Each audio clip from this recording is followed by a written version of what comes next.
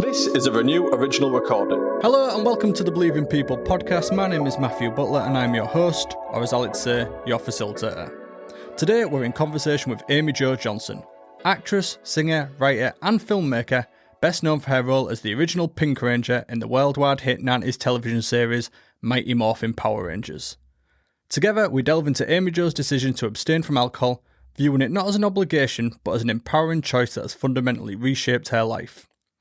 Amy Jo's narrative encompasses her upbringing in a religious cult, her father's battle with alcoholism, and the profound impact of these experiences on her life's trajectory. Amy Jo, thank you so much for joining us on the Believe in People podcast. First of all, how are you? I'm okay. I'm okay. We're in Aberdeen right now, right? Yeah. And so I have a little bit of jet lag mixed with the full moon, mixed with too much information, menopause. Okay. And I am I've just found myself very spacey and emotional all day. So if I cry, I apologize. Don't. You wouldn't be the first person to cry on this podcast. Don't worry about that. Yeah. Especially with the subject matter. Yeah, of course. Yeah. So, yeah. How was the convention? It was fun. It was. Maybe you don't know. Everybody was super sweet and very nice. Mm-hmm. And I got to see a really good friend of mine that I haven't seen, oh my gosh, in almost 20 years. Her name is Taya. I met her. She's from Bosnia and she lives in Scotland now. And she came and she assisted me at the convention. It was pretty cool. Nice. I hadn't seen her in forever. Yeah. I met her when she was a child. Wow. Yeah. So that would have been quite fun 20 years later to see them again. I used to go to the first time I went as a volunteer for this summer camp in 1998. And I met her little sister. And then we fell in love. She's like a soul sister. And then I just kept coming back to Bosnia like 6 times and just fell in love with their family. And then I've just finally reconnected with Taya. Anyway. That's nice. This is really nice. Lovely stuff. So April 28th, you are 2 years sober on that day. Is that right? Yeah, I mean, sober. I don't know. That's such a heavy loaded word. It is quite a loaded word for people. Yeah, for me, it's been 2 years since I decided I don't want to drink anymore, and it's my choice. And at any point, I could change my mind if I wanted to, and I think that's helpful for me. Yes, because I have no desire, and it sort of gives me the control, I feel, as well. And it has been almost 2 years. May 23rd is the day that I was like, I'm done.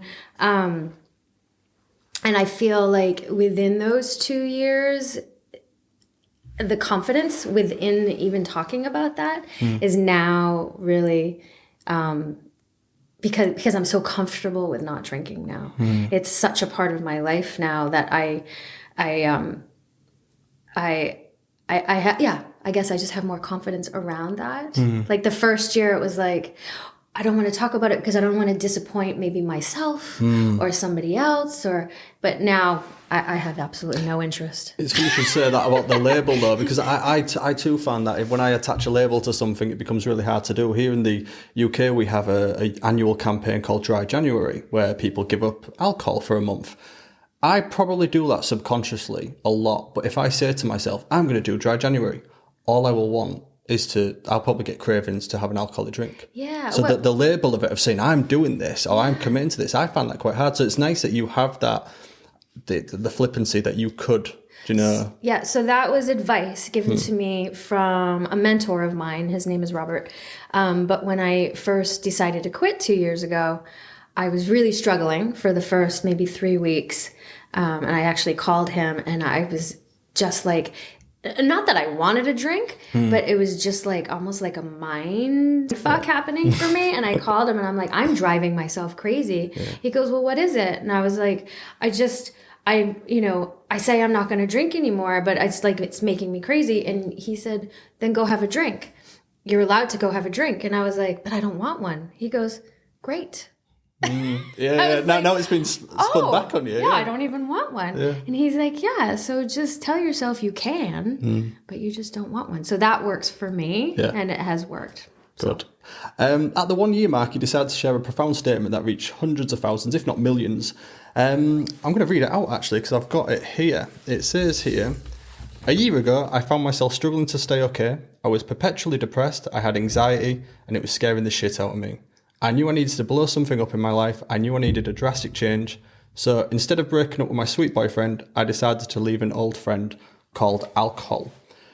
Can you share any insights into the mindset when you wrote that social media post detailing your decision to leave alcohol behind, and I suppose the liberating journey of sobriety and it initiated beyond what you've said already? Yeah, so that was a year after I had decided to stop drinking, and I felt comfortable enough to talk about it on social media within that, And I did that because I tell you, that whole first year, I would find myself on social media searching for other people who had stopped, and I found that really inspiring. When I hear Drew Barrymore talk about it, it really inspires me. So I decided to just do that because I know how much it meant to me when I would see other people that had decided to stop, that weren't necessarily hit rock bottom or necessarily, alcoholics or whatever, So I just thought, why not share that? Maybe it will inspire somebody. Yeah, absolutely. And you've got such a large social media following. You have such profile and influence that people will look to you, and seeing you go through that, like you said, I'm sure will help plenty of other people as well. Yeah. And and the funny thing is like hearing that back, I still struggle with anxiety. I still struggle sometimes. I don't know if it's depression or it's more anxiety for me. I don't think I'm really depressed, but I think it's easier to sort of face all of that and find the tools to calm myself down, or without having the mind chatter of the alcohol, which to me, it became really loud of like, I wonder what I'm going to have to drink tonight, or what am I going to drink? Like everything was planned around alcohol. And to eliminate that from my life has been really interesting. Even to see who I gravitate towards as friends, to who, I don't know. I just eliminating that entire aspect of my life has been so freeing. And really, I love it. Like, I find it very empowering to be able to go to a party and not even think about having a drink, or be able to, all the different, I used to plan a drink that went with almost every occasion, right? Yeah. And to just not have that as a part of it. Has it impacted any of like you said then, I often find that when I speak to people, when they give up alcohol, sometimes they might find that their friends aren't inviting them to things anymore, or they maybe struggle to attend events because they don't have the comfort of alcohol, especially people with anxiety. And, I've talked about social anxiety in the past and people who need a drink to go to social events. But I often find that when alcohol is removed, some people, they find that their friendship circles change because they're no longer being invited to things, or they don't want to hang out with friends who are drinking. Did you experience anything like that, or did things sort of stay the same for yourself?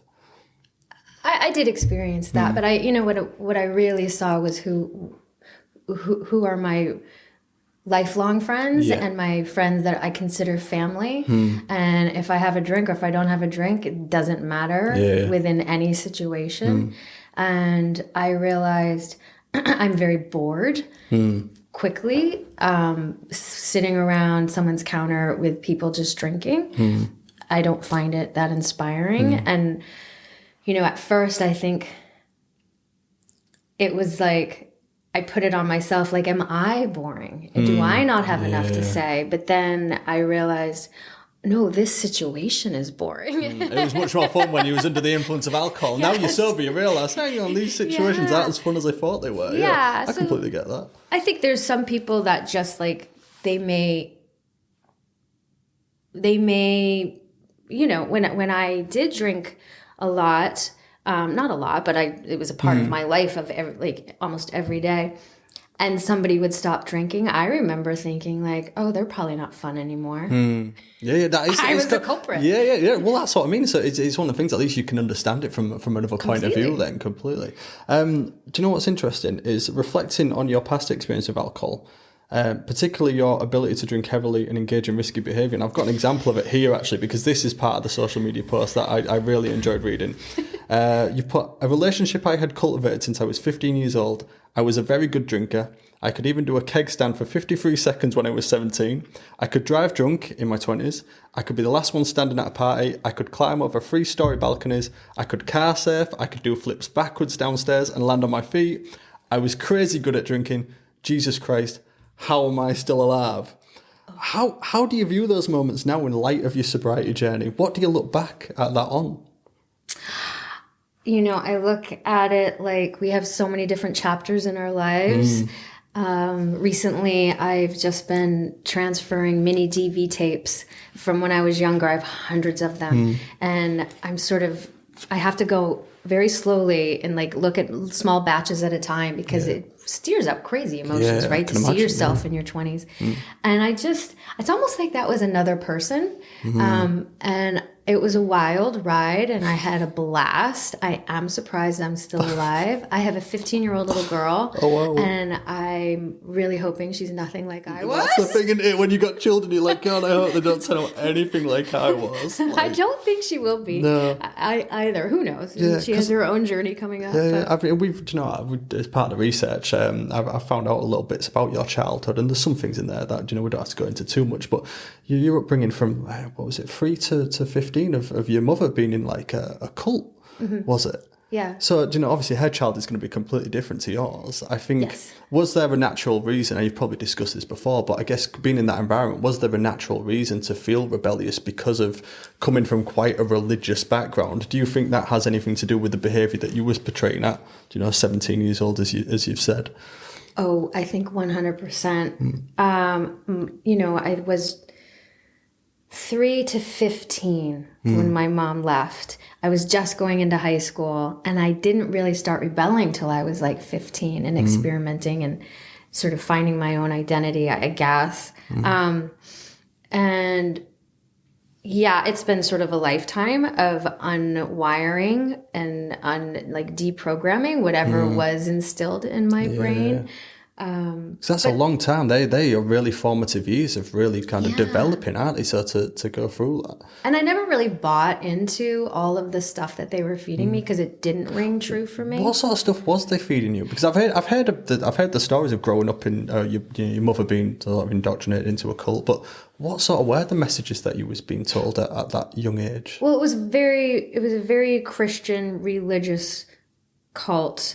That was almost taking Christianity and then just like pushing it to the limits where you lose your identity and just wanting everybody to conform, and especially my mom and whatever, her the people around her, and then they would trickle down to the kids, and I think my brother got more of the brunt of it than I did because I was the youngest. And I don't know. It was, it was just really fundamental.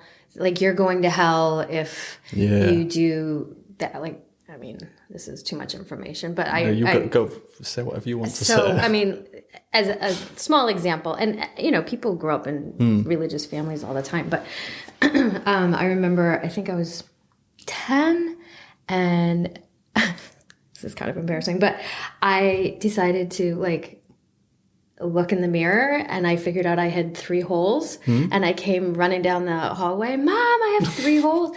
And she's like, started yelling at me. You could go to hell for doing that. You can't look at yourself and you only have 2. Yeah.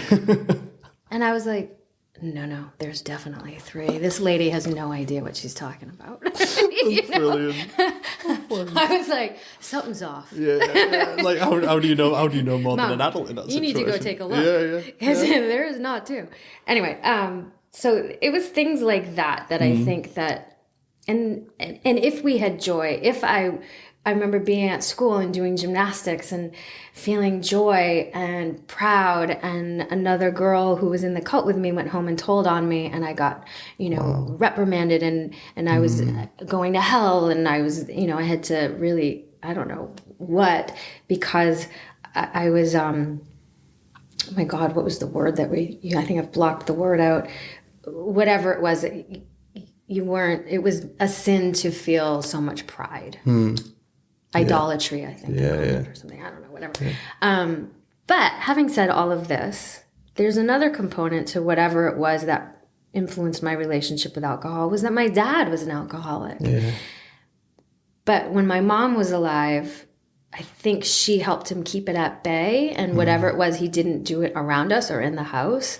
But when she passed away was when he really sort of fell apart. And I watched him for 15 to 20 years just, see, now I'm going to cry, but just like lose himself. Oh my God. Okay, I didn't want to do that, but I'm just very emotional. It makes me sad.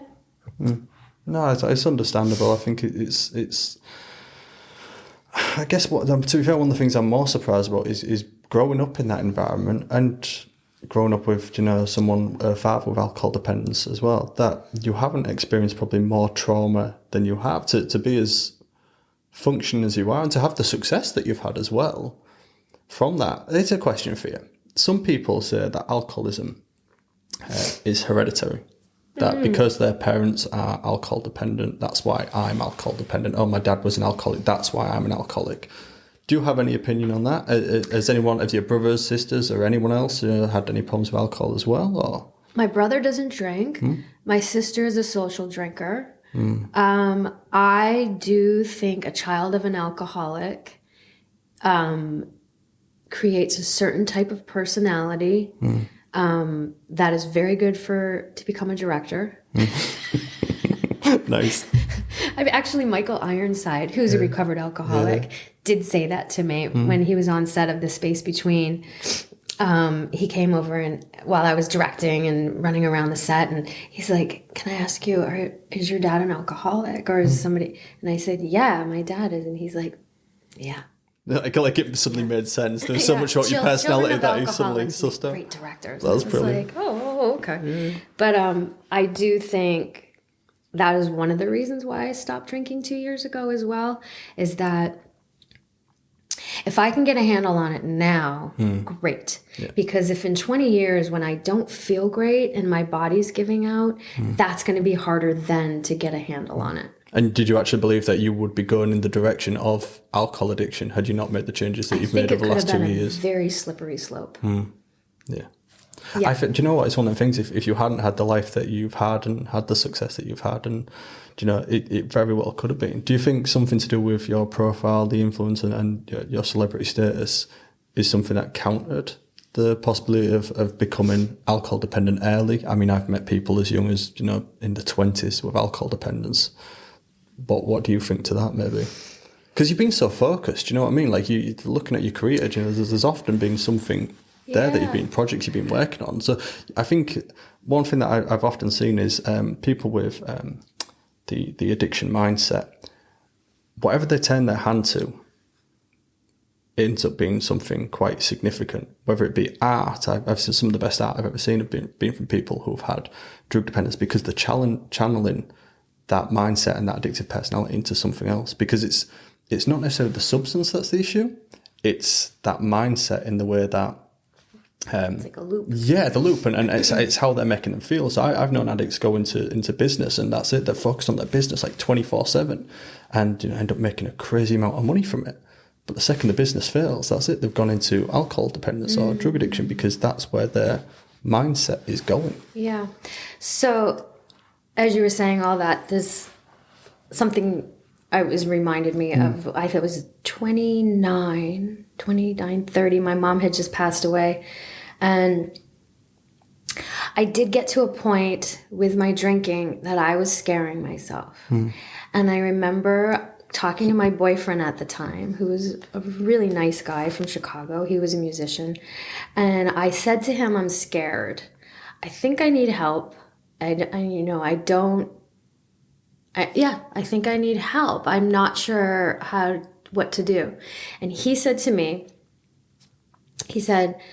"Okay, it's a big choice. So either you get it in control right now, or you can label yourself an alcoholic and go get the help, but you're an alcoholic for the rest of your life." Yeah. And I remember I was like, "Oh, that's so true. I'm just going to get it in control. Yeah. And I did. I did. You don't sound so sure. I don't know. No. You know what I Well, mean? Because yeah. here I am 20 course, years yeah. later, and I was like, oh my God, I need to stop drinking. And I finally hit the wall where I was like, you know, my life right now is so lovely and nice. I have the nicest boyfriend. He's so kind. He's so wonderful. I have a great daughter. I have my career starting to take off as a writer and a director and all this stuff, but something still felt off. And I remember sitting on my backyard with my pal Joanne, my best drinking buddy, who's now a very good friend still, having my whiskey because I had stopped drinking wine because it did not make me feel good. And I looked at her and I'm like I said in that thing, I got to blow something up. And I don't think it's Matt. I think it's this. Yeah. And we were like, okay, all right. So we just partied that day. And then it was like maybe a month later where I was in Cannes actually. And I just almost started to feel disconnected from my body. And I went to Cannes and I hadn't drank wine in over a year because it wasn't sitting well with me. And I decided that since I was in France, I could have rosé. And I had one glass of rosé at a party. And then I remember before we were leaving that party, I had poured, because they were pouring the smallest amounts of rosé. Yeah. I was taking glasses of rosé and pouring it into my cup so it was bigger. Yeah. And then I drank. It's like my producer making you a cup of tea sort of thing. Yeah, the half full. Yeah, exactly. But it was the rosé. Yeah. And I drank all that rosé, and then I went out that night and I drank more. I drank myself to a point where I couldn't even see straight. Laid on the beach all the next day, just so hungover. And then started to have panic attacks the next day. And then knew I had to fly. And then I remember saying to Matt on the phone, and I said, I think I need to stop drinking. And I don't know how to do it. And he said, I'll stop too. Yeah. So was that a big support, like having someone? Oh my God. So he stopped. He hasn't had a drink since.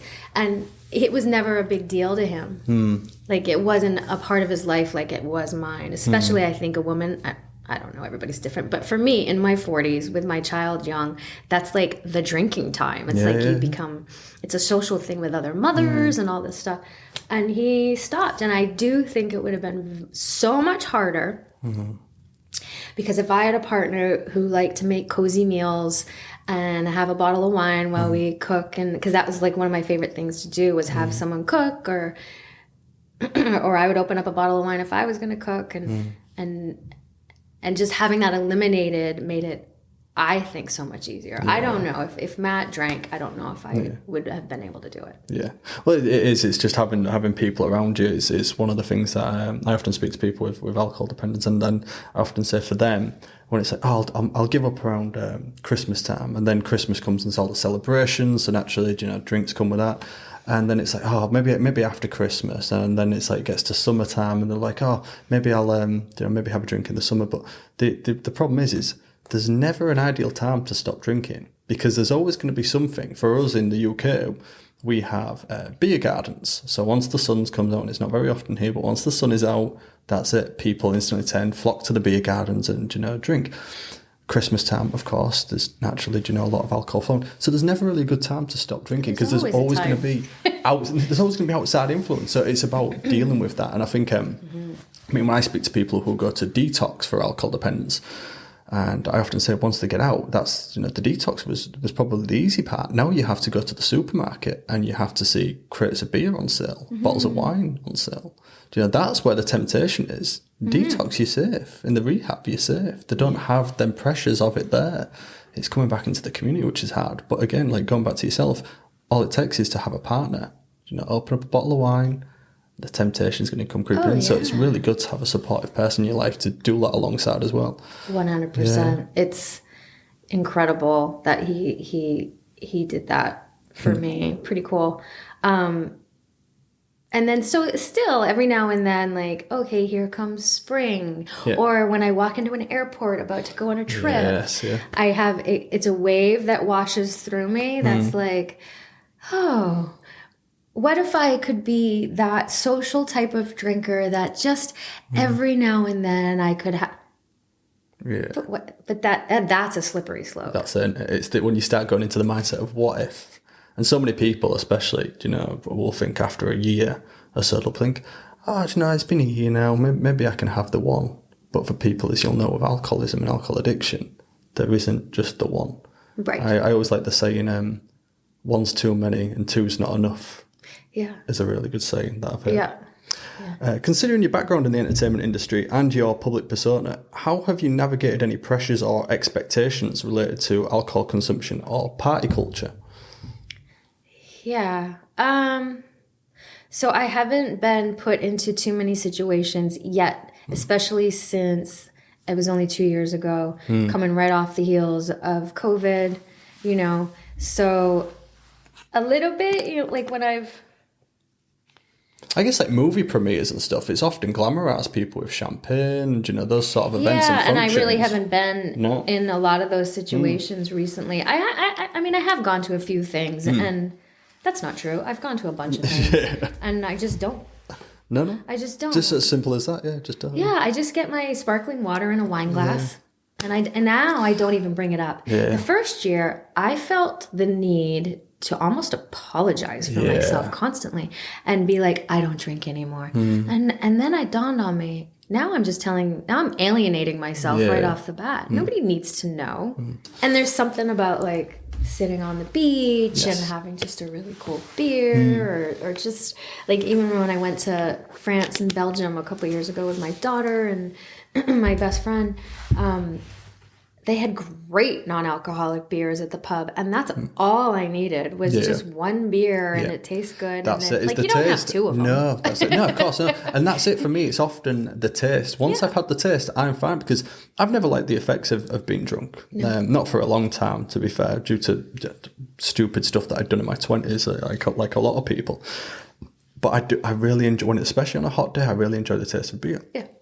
So coming home, opening a non-alcoholic beer from the fridge and sitting in my garden, I get the taste of it, and then I'm fine. And then the craving's gone. Yeah. And that's all I needed was just to get rid of the craving. So non-alcoholic beer for me personally has been wonderful. Yeah, me too. So for yourself, I guess to a lot of people, you've been portrayed as a hero in a lot of people, obviously the primary role as the Pink Power Ranger, to millions of children worldwide. Does that make it harder to be open and honest about personal issues and struggles? Because I found that to people when they're playing, I guess in a way, as a kid, I used to look up to yourself and the rest of the Power Rangers as these invincible characters with no weaknesses. So to hear you come in and say about anxiety, it's like, I'd never had imagined. What's that like for you, kind of having that role and being able to, do you find that you're not able to be as honest? Is it harder to be open and honest about personal struggles because of that role? I'm just a very honest and open person anyway. And I think because when I was struggling and I went online searching, and Drew Barrymore really was very inspiring to me. And there's a couple Canadian actresses that I was listening to, and that I think it could only be helpful. Just people just want to know that they're normal. Yeah. And we're all kind of... We're all, I don't know. I think we're all just trying to be okay. Yeah. It's never true words spoken. I think, do you know what an interesting thing is? I watched something with Stan Lee before, and he talked a lot about heroes, but he said having a hero with, it's probably why I've never really resonated with the hero Superman growing up, because he didn't seem to really, obviously there was the kryptonite, but I can't relate to kryptonite. Do you know? Yeah. As a kid, I related to Spider-Man because his weakness was his loved ones, and then being like the vulnerable part of it. So I think for me, especially more as an adult, when I'm, if I delve into graphic novels or comic books or superhero films, the heroes having weaknesses are what make them heroes. Is triumphing over the weaknesses as well. So I think in a way, for me, that's an important thing, to see people that you're looking up to expressing personal reasons as to things that they've got going on in life. Yeah. Yeah, I don't know. Who just popped in my head was JDF. Yes. Yeah, and that's tough. A tough one, but he was very, very open and verbal about all of his struggles. And, you know, I don't know if you ever saw he would do these poems, and then he would like video these poems of his demons and his struggles that he was going through in his head. And, and then, you know, they won at some point, and that's sad and that's hard. And I think that really, really affected a lot of people. But yeah. Absolutely. He struggled for a long time. I'm going to come to JDF actually later in this podcast, because there is some things that I probably would like to discuss more. I'm glad that you've mentioned it. But I'd like to talk about the stigma and judgment from discussions around sobriety. It's obviously something that you said, you know, you used to have to feel like you needed to explain. Can you speak about the importance of removing the stigma and judgment from discussions about sobriety, especially in the context of your own experiences and I suppose the broader social convention? I mean, it's why we do this podcast. It's stigma, Yeah. you know. It's about hearing. Yeah, it's so funny. It's like, I think I'm there's parts of me that are way more fun now than they were before. But I think there is a stigma that you're not as fun. I think a lot of people struggle with alcohol and they don't know that they're struggling with it. And so there is a judgment that comes up, or there is a insecurity or something around it if somebody doesn't need to drink. And I think it could be slightly either it's intimidating, or they feel like that you're judging them or watching them, or there is a disconnect. And I have definitely in the last few years a lot of times felt like I'm on the outside of the conversation or the outside of the party. Not with everybody by any means, but with a lot of people. But then again, I've always felt that my whole life. So I don't know if it is the alcohol or if it's just a general feeling I have gone through life with. Where do you think those feelings come from? From the cult, probably. Yeah. Not being able to relate to other children or something, do you think? Yeah, because we went to public school, even though I was part of this religious church and cult, and I had all the rules on me of like how I was dressed and just who we were. So I just always felt like an outcast because we went to the public school. So I think that's just like carried through and carried over. So it's a familiar feeling to feel like. So, you know, half the time, who knows, maybe when I am feeling that from people, it's my own stuff. Yeah. Well, I think, do you know, when we use the word trauma, we instantly think of like really, you know, severe things. And obviously I don't know exactly, I mean, that was a lot of time to spend in a cult, but trauma is still that, in the sense of here you are now still affected by things that happened to you as a child, as an adult. Yeah. It still carries on in some way, doesn't it? You know, there's always parts of you from, I think, as you said, you know, I was speaking to my producer on the way down here. We had, as you know, we had a 7-8 hour drive down here today to come and speak with you. Yeah. So we got on to this conversation a lot, but it was interesting to talk about ourselves and how our, I guess, experiences that we experienced as kids, very young, still really inform our behaviours and how we are as adults and a lot of our life, and how our relationships with our parents affect us as adults. And again, something that I saw, I read recently, should I say, is that we are, as soon as you become a parent, you are the ghost of your children's future. And I was like, that's really powerful, that, to know that everything I'm doing, and I don't think it was necessarily the case with my parents, or maybe they didn't think too deep into it. I have a 2-year-old daughter. I'm very conscious of how I'm going to raise her to, you know, and maybe overthinking to the point as well, thinking, I have to get this right. Do you know what I mean? Yeah. I don't want to offset some of my own anxieties onto her. Like, here's a stupid thing. I hate frogs. I'm terrified of frogs. When I see frogs, I freeze. We was walking along, we saw a frog. I couldn't let her see that Daddy was scared of a frog. So I went over to that frog and got really close to it as I could. I was like, look, it's Mr. Frog, you know? And I was like, I can't let her see that, you know, having these weaknesses and things like that. But there is something about that as a parent and how that affects us as adults as well. And I guess for yourself, do you know, how was those childhood experiences affecting you as an adult is maybe quite visible as well. Yeah, I don't know. other day I was sort of going through an anxiety sort of thing, and I was talking to this mentor that I have, this guy Robert, and I was like, this just feels so familiar. Like, here I am again. And he goes, but if you actually look at it, look how much you've evolved and changed from when you were in your 30s, maybe going through similar feelings of trauma, of residual stuff from your childhood. And he's so right, because I am so much happier than I was in my mid-30s when I fled Los Angeles and moved my life to Montreal and sort of had a little bit of a nervous breakdown. But that doesn't mean, and we're humans, we're never going to feel perfect. We're always, I think all of that stuff will keep coming up, but we keep evolving and growing, hopefully, as people that more equipped to kind of deal with the waves as they come. Was the move to Montreal, did you find that you was trying to escape something? Was that the reason for the move? So a lot of people completely relocate their lives because it is, I guess in a way, it's if I move away from where I think the problem is, I'm getting away from the problem. And then they find that they move and go, hang on, the problem's come with me because I'm the problem. Do you know what I mean? So did you experience that? Was that part of the reason why you made the move? And if so, what was it you was maybe escaping from, if you wouldn't mind discussing? I needed to leave LA because I had come to a point where I think I had spent too much of my 20s and my early 30s comparing myself to other people, and it was debilitating. And my mother had passed away maybe 5 years before that, and I don't think I had actually walked through that grief yet. And so I needed to go fall apart and do that because I was still working constantly the whole time. And no time to grieve. You need that time to process a loss like that. Process and grieve, and then also start a new habit of not comparing myself to other people. And I found being an actress in Los Angeles and Hollywood, all I was doing was looking at what everybody else had, and I needed to just stop.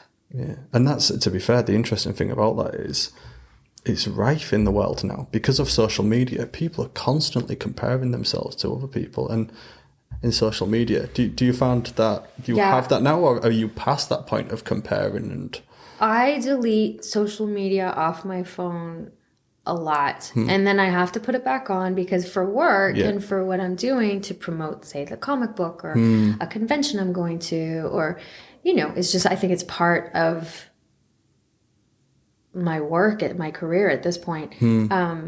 I go back on and I do my thing, and then I find myself, as soon as there is one afternoon where I lay down and just start scrolling and 15 minutes have gone by, or 20 minutes or a half hour, and I feel sick to my stomach, I delete it. Yeah. I have app timers on my phone now, so I can't access across all platforms. I technically have 1 hour of social media a day. No, that's not 1 hour of Instagram, Twitter. It's all of them at once. Once I hit an hour, if I hit an hour on Instagram, I'm not allowed on Twitter now. For the rest, my phone won't let me. I could go in and change the settings, but it's a little prompt for me when I know. I'm like, oh, or even if the timer comes up, you have 10 minutes left, but I've probably spent too much time on this today.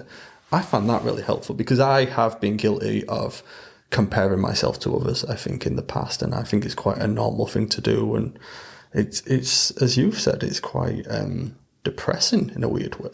Yeah, it's not real. It's not real. I guess that's the thing that I really have to hammer. I was like, that's not real. That is not what it looks like. It's a complete facade. Yeah.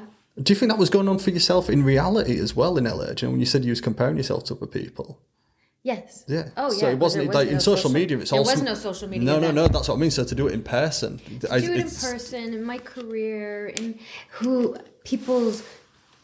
seemed like they were more in love, who had boyfriends, and like I've really found in the last 5 years that I've been with Matt, who's my boyfriend, I finally, like, he's just the sweetest, nicest guy. He's like, I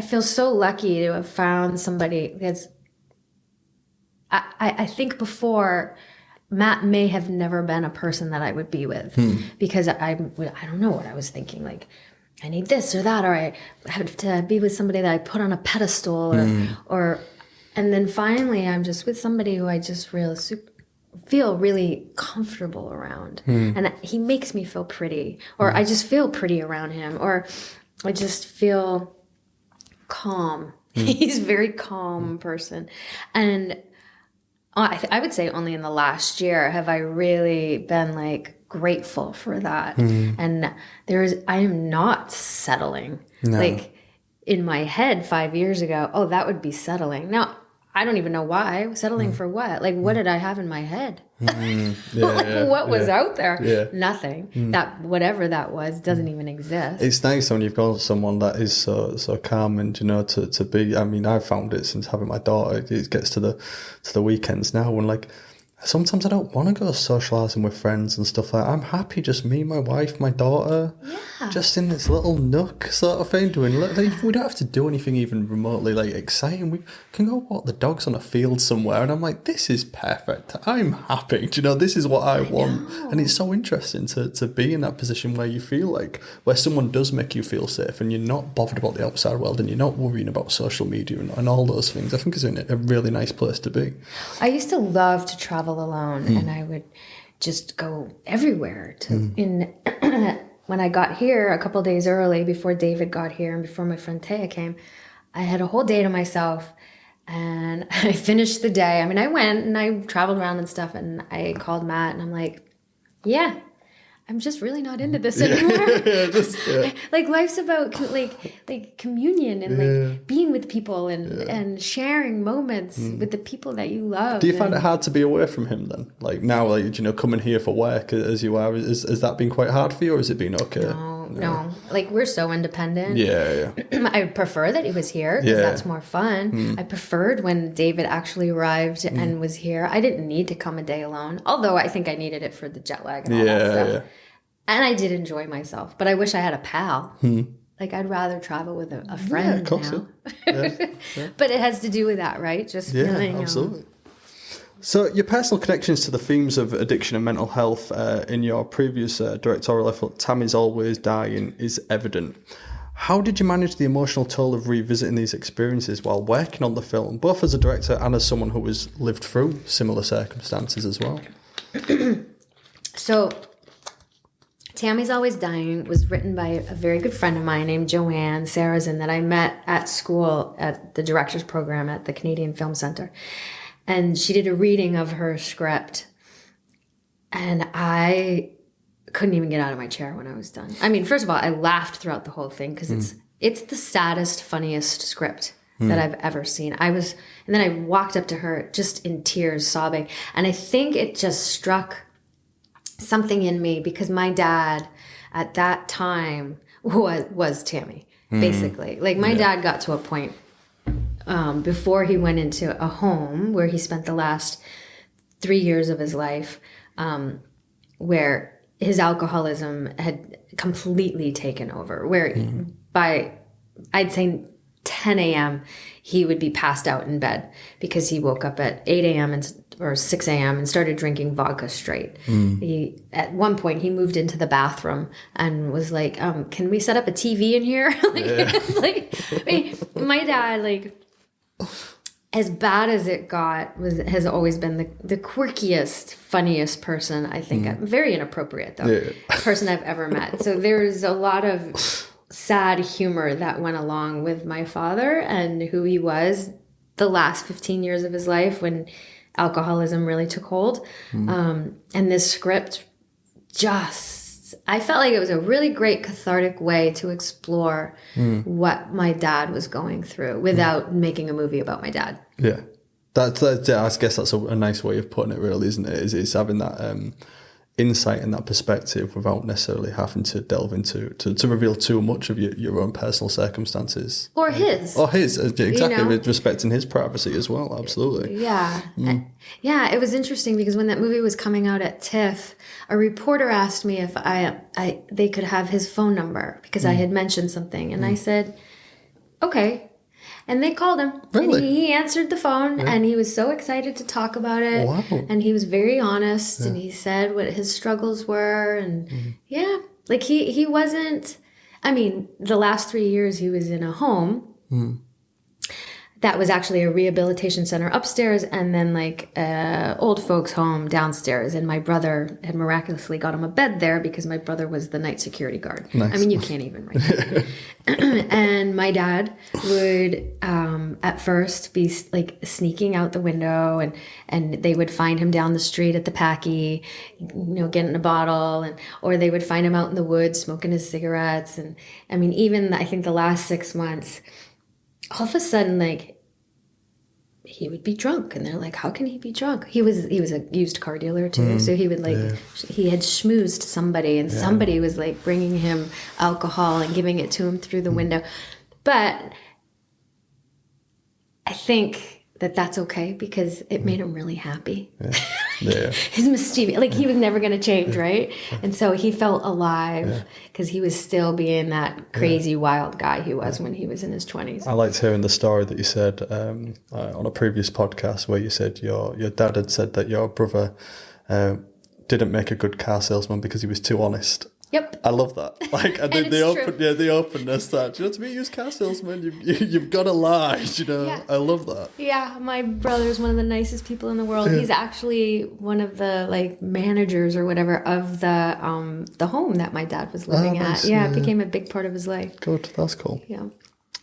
Some people watch this and see your success. You've worked with, obviously, Saban, Bandai, Hasbro, Fox, there's Funko Pops, Boom Studios, THQ, Sega, Capcom, Walmart, Toys R Us, of course, Netflix, all have taken your likeness and projected it into hundreds of millions of homes through extensive merchandising and marketing efforts, including Toylands, video games, clothing, accessories, television shows, books, comics, and of course a summer blockbuster movie.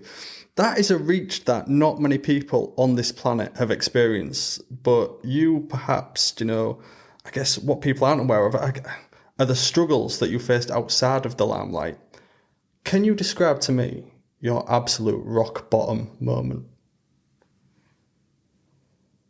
That would definitely be when I moved to Montreal and I left I literally put everything on a truck and moved it all out. I just left LA. I just left. And I got to Montreal and I literally fell apart emotionally. And I was so afraid of falling apart because I didn't know what would happen if I did hit bottom. And then I found a mentor type person to sort of be there for me. He lived in New York, and so I would talk to him almost like a therapist, a little bit more spiritual. And he sort of just guided me to the bottom. I think I needed to hit it. I needed to hit it to know that I wasn't going to die or I wasn't going to go crazy. That was always a fear. Like, am I going crazy? Am I going crazy? And, every time I feel that, somebody who's guiding me or helping me will say, people who go crazy don't know they're going crazy. Okay, that makes true. me feel better. So what was it specifically? So moving to Montreal, that sounds great. Do you know what I mean? So what was it about? Yeah, I bought a little bicycle and I would ride around and I would get my bottles of wine and I would sit there and smoke my cigarettes and. So what was it? What was it that was the actual rock bottom moment then? That caused the, I guess, what was it that caused the move to Montreal? Do you know, what were all the things where you really just thought, you know what? The bottom was after I got to Montreal, meaning mentally the bottom of where I would lay in my bathtub with the water just spraying down on me, trying to make the world stop. Everything would spin. It just felt like the world was spinning and spinning and spinning so fast. And I would just have to lay there and I would try to stop the spin. That's how I could describe it then. And I think it was grief. I think it was getting off the train. I used to call it the Hollywood train of this quest for fame, of this quest for where I thought I wanted to go, and just kind of rediscovering and reconnecting with who I am. And getting to know myself. And then I ended up getting a TV series in Toronto, and that brought me to Toronto where I did a cop show called Flashpoint. And it was through that show that I did find my confidence and I did find myself again. And I discovered I liked writing and directing. Was it? Would you say it was the loss of your mother then? That was when you say about processing grief. What was the distance between losing your mother and moving to Montreal? Was it a quick thing, like you lost your mother and moved to Montreal pretty quickly? No? Yeah, I think I was a different person before my mom died. That really rocked my world. It was like, that just changed everything. So she died when I was 28, and I moved to Montreal when I was turning 35. Oh wow! So there's It was about 7 years of floundering around and just that's a long time. 7 years. Really unhappy, really just disconnected, and like just trying to be okay. What did those 7 years look like on a daily basis for you? What was happening in that time? Was you working? I ended up getting I got off Felicity. I asked to leave because it wasn't working for me emotionally at the moment. I went to Chicago. I did a rock album. I then auditioned. No, I didn't ever even audition. They offered me Love Janis off Broadway, where I played Janis Joplin, which was insane. 18 songs, whatever. I dove into Janis Joplin in New York City. I started just drinking bourbon and then I did the show. I mean, I don't want to make trying to make this shorter than it possibly is.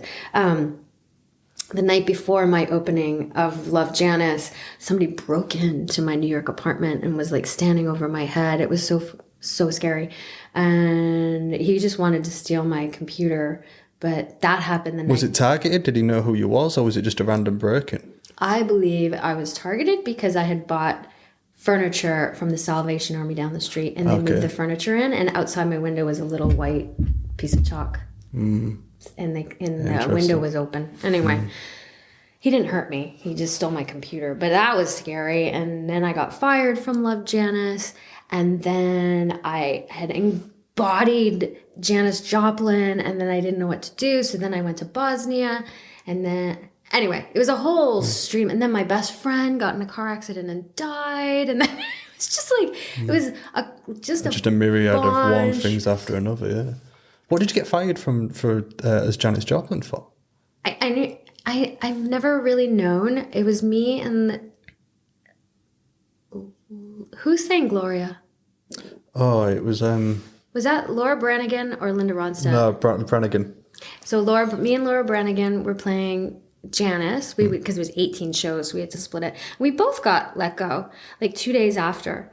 So I have no idea what happened really underneath it all.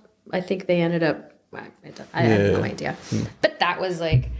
It's going to hurt, isn't it? I guess getting fired from any role is going to. And I had gotten a residency playing my guitar at the bitter end right across the street from the theater. And so for like 3 months after that, I would walk by. You still had to keep seeing the posters and the place. On Mondays, and it was like, I would still walk by and then get on stage. But it was like a couple of years there. And then Jay died.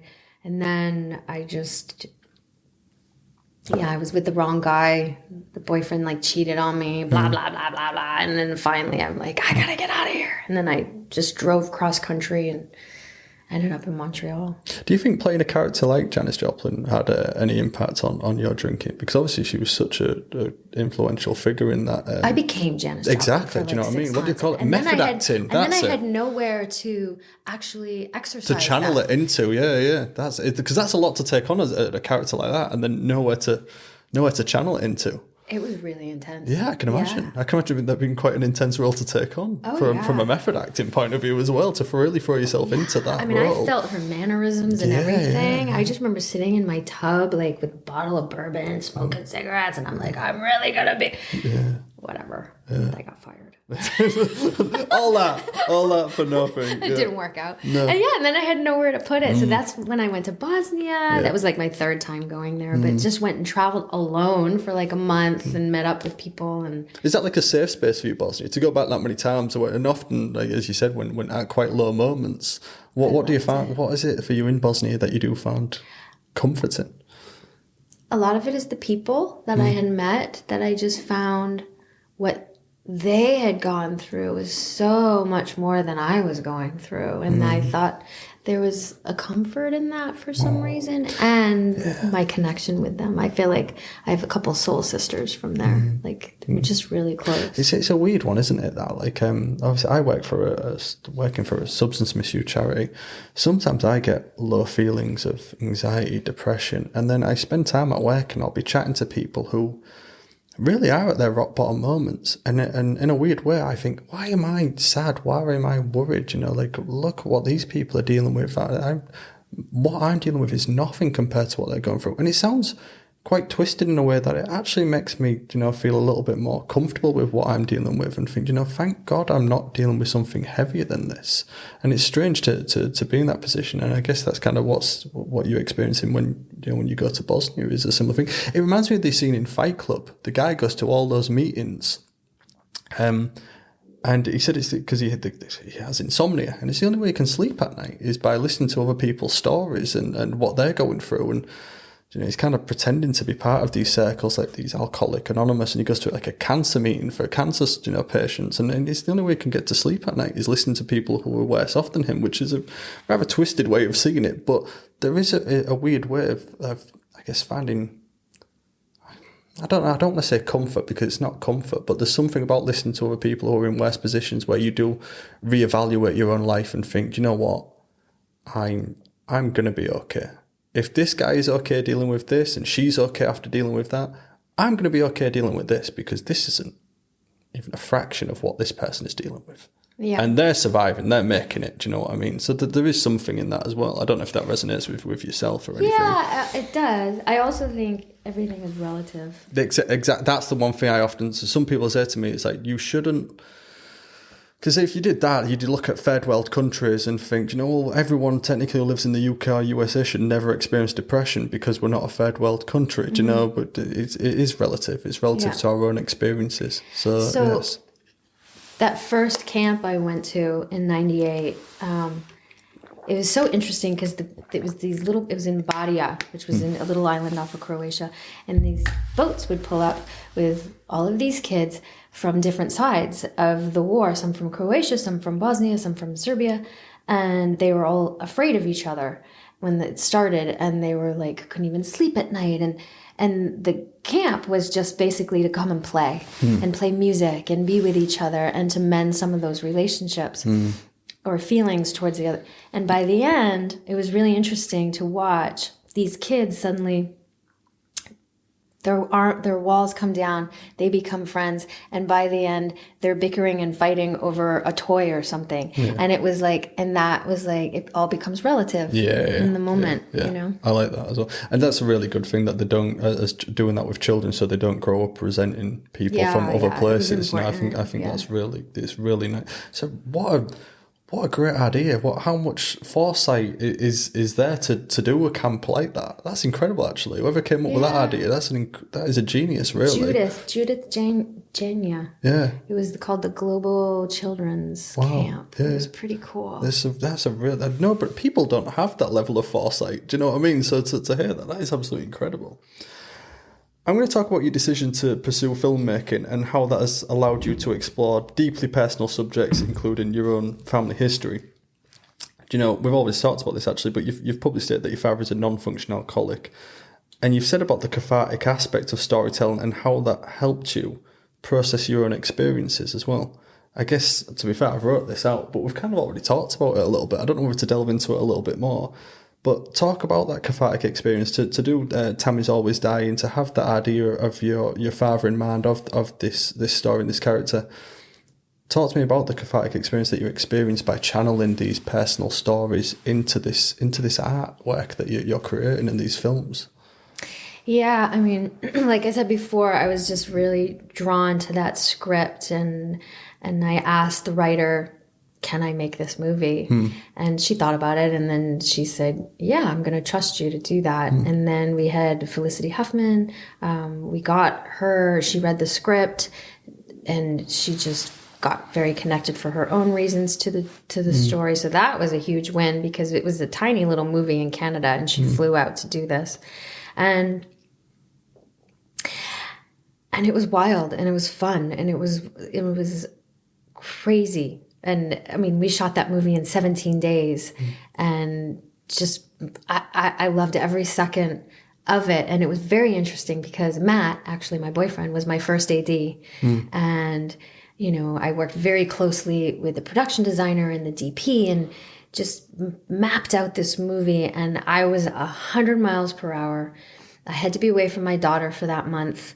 I think she came to visit twice, and I was so in it. And it was the last day of shooting, and we just finished, and we walked. Matt looked at me, and he could tell I was either about to pass out or something was happening.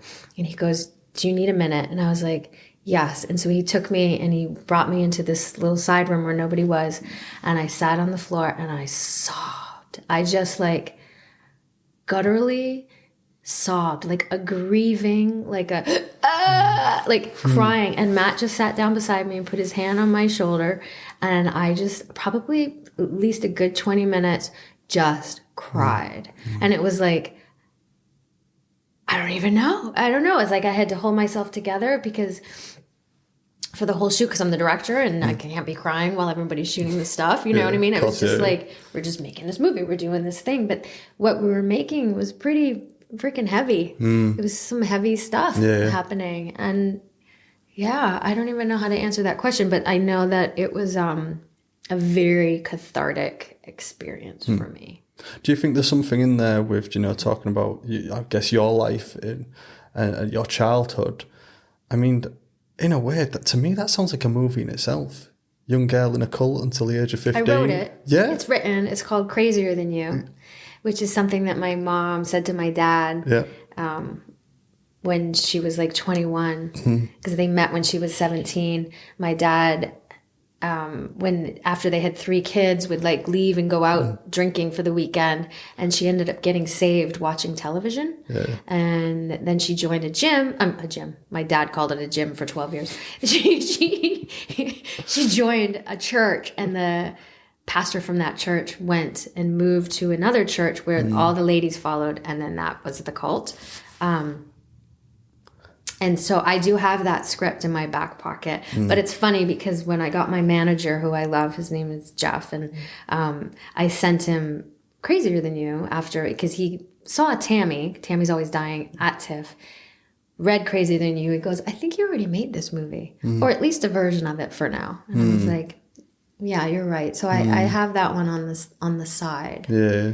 Yeah. I think it's to be fair, when I hear about your story and growing up in the cult and leaving to go to LA, and correct me if I'm wrong, but it wasn't long that you was in LA before you got picked up for the Power Ranger series, was it? My first audition. I was there for 6 months though. Okay, yeah, but it's still an incredibly short time to be picked up and to do something that again is known over the world. Do you know? I had no idea exactly. at the time, right? And there's something about that, and then going through that experience to what you're doing now and it's just it's a movie in itself, isn't it? Like the entire story, it almost sounds unbelievable. Like if someone told me your life story but didn't tell me it was you, I would feel like they're telling me the plot of a Hollywood film.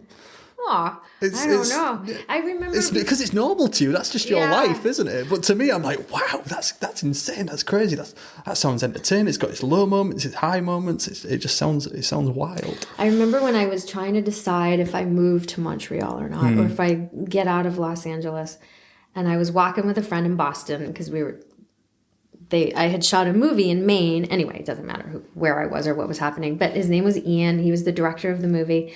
And I was telling him I was kind of going through this crossroads. And I'm like, I kind of want to just move to Montreal. But that's crazy, just to move my whole life. Why Montreal? Why that specific place? I did a movie there and they spoke French. And I thought it was cool. And I was like, what is this crazy? I kind of want to move to Europe, but that's far. So why don't I move here? Yeah.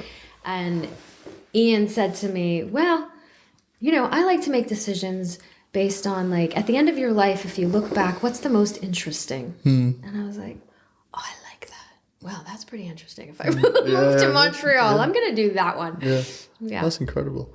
Do you know what? That's a sad question here, but I have to ask, your dad and your mum's relationship, obviously they was together up until your mother passed away.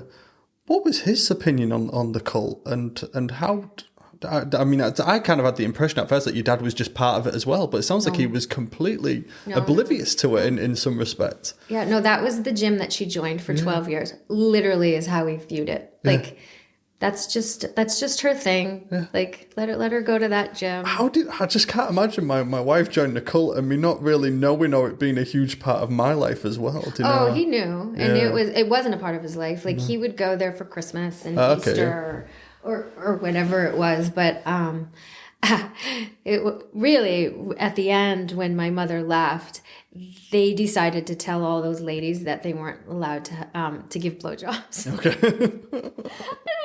And that's when your dad was like, no, this is it. I've had enough of this cult. My dad put his foot down then. He's like, that's crazy. And then actually... I like how after 12 years, that's the thing where your dad said enough is enough. No blowjobs, no cult, you know. Wow. Yeah. And then it made my mother sort of wonder and be like, that is kind of crazy. That's the moment where your mum questioned 12 years of being in a religious cult. Crazy in you. It's kind of a comedy. I can see it now. That is absolutely wonderful. I love that. I know. That is crazy. I love it.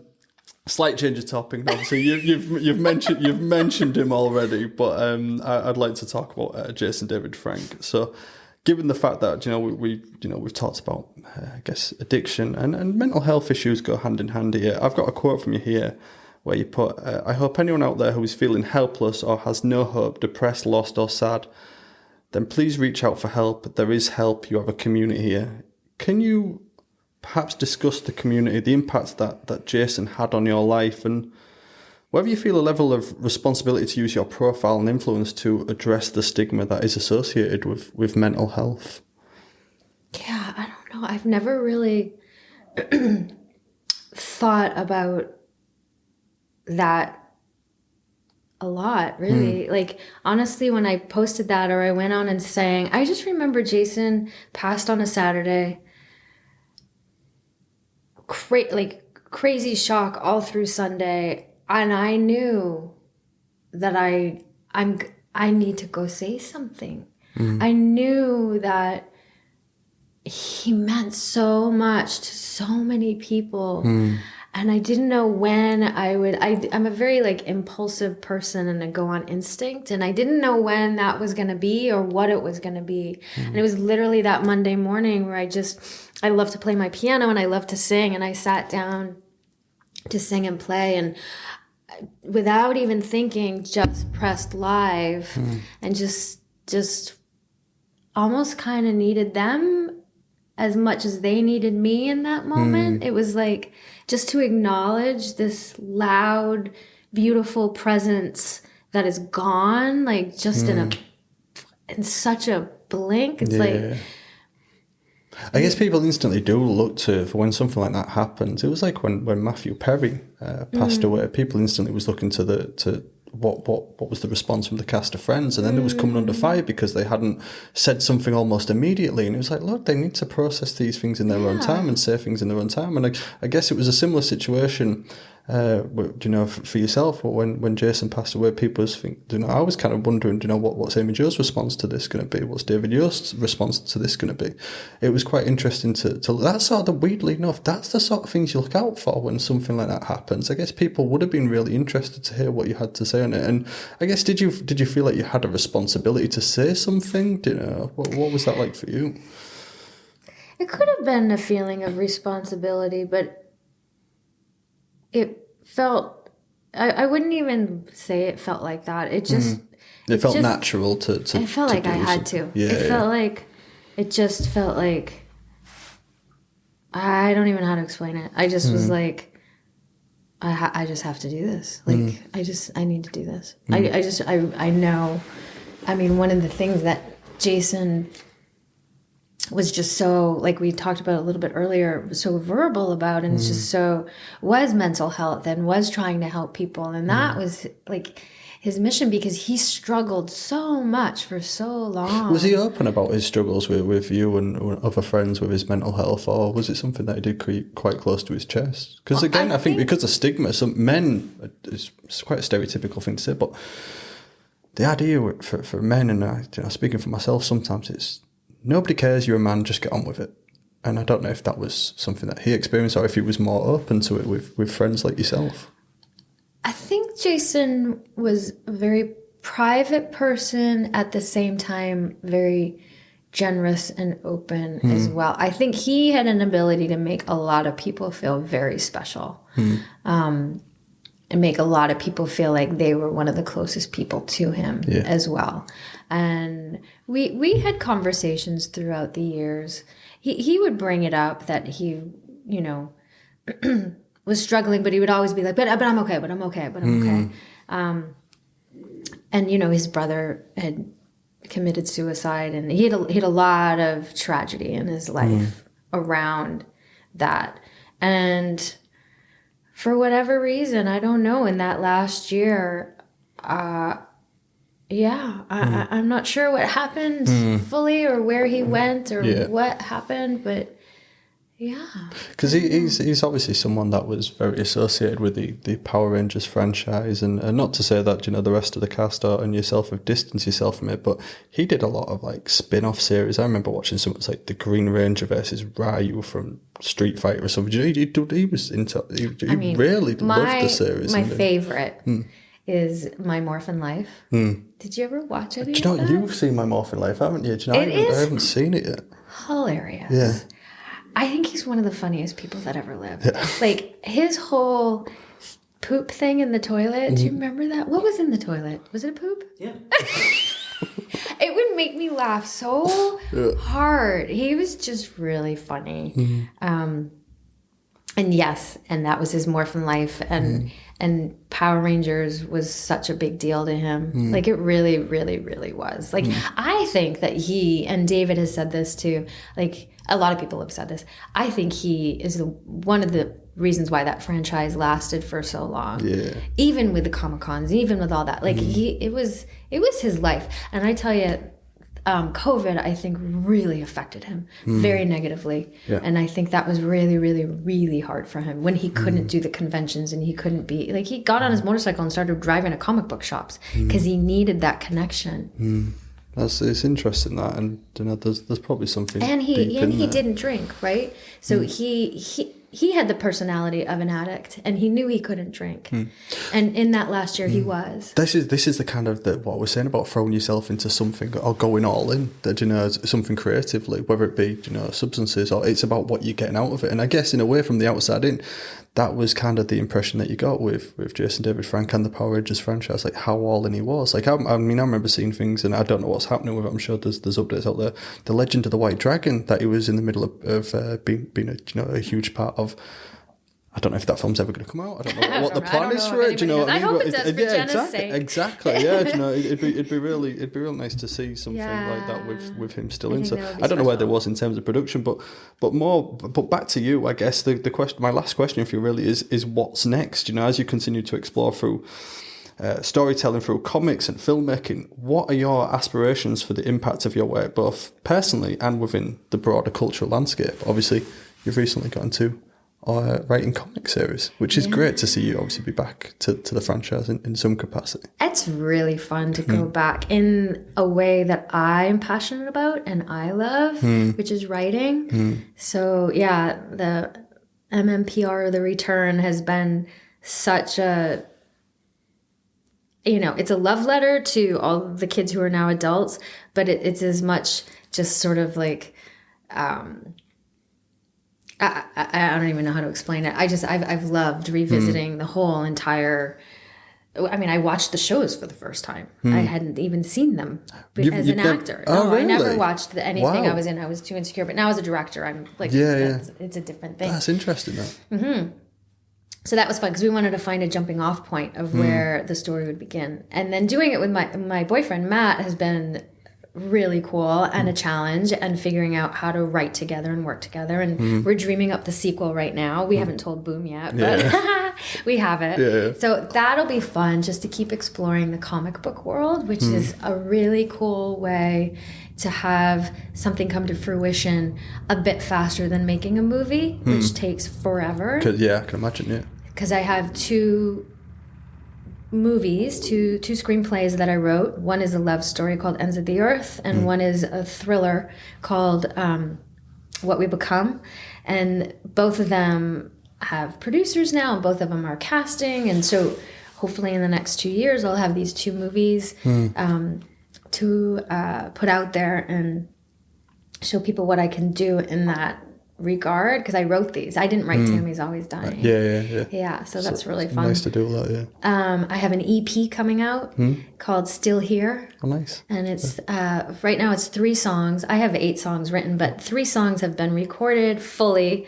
My friend Nick Marzak is the producer, and they're about like still being here and perseverance and life, and those will be coming out. I have to make a release date, but they just finished getting mastered, and so they're coming soon. And yeah, you know what? I like rotate around my house. I have my piano station. I was going to say, it's like you've got so much on, you know, it's jumping from one thing to another. I imagine that's quite difficult, I guess, but no. Do you find it easy? Jumping from writing to music to... Yeah, like if I... Like the other day, I just was so sick of being at my computer writing and screenplays that I just was like, oh, right, there's the piano. And I just sit down and just start banging on the piano and singing and then writing the comic books. And it's... And then I have my website, amyjojohnson.com. And on there, I sort of like, I don't update it as much as I should, but I try to keep up to date with like things that are happening. And I think, like you said, with your relationship with social media, it all ties in, doesn't it? I guess really is having that pressure to constantly give updates. And I guess that's the weird thing about social media now is people expect updates like daily off people that they follow, and if they don't upload in X amount of time, then they're inactive. And it's like, no, man, I've got other stuff going on. You know? Yeah, you have to like fill your tank and only just. I highly recommend everybody in the world to limit themselves on social media. Absolutely, yeah. I think it's one of the best things that I did for my personal mental health. Really was to limit myself on social media. I feel much better and much more productive in other areas as well. It's because a vortex. It is, yeah. We have to end on a positive note, though. We do. To be fair, we will end on a positive note because. Okay. I have a series of 10 questions that I like to ask all my guests at the end of it. Quick fire questions. So my first question is, what is your favourite word? Manifest. What's your least favourite word? I almost said poop. Tell me something that excites you. Family. Tell me something that doesn't excite you. Social media. What sound or noise do you love? Francesca laughing. A sound or noise that you hate? Fighting. What's your favourite curse word? Fuck. Nice. What profession or job would you like to attempt? I love writing and directing. I just want to do it more. And then my last question for you is, if God exists, what would you like to hear him say when you arrive at the pearly gates? Well done. Let's get again. Go on then. Right, hang on. Let's go again. Imogen, yeah. What is your least favourite word? I don't have one. Hold on, I gotta think of one. My least favourite word? Poop. No. And if you've enjoyed this episode of the Believe in People podcast, then please check out our other episodes and hit that subscribe button. You can also find clips, outtakes and extras from this series on Facebook, Instagram, Twitter and YouTube at CGL Hull. That's at CGLHULL. We're on Apple Music, Spotify, Google and YouTube Music, so please like and subscribe to be notified about new episodes. You can also search for Believe in People podcast on your favourite listening device, and if you can leave us a review, that will really help us in getting our message out there and rising up the daily podcast charts.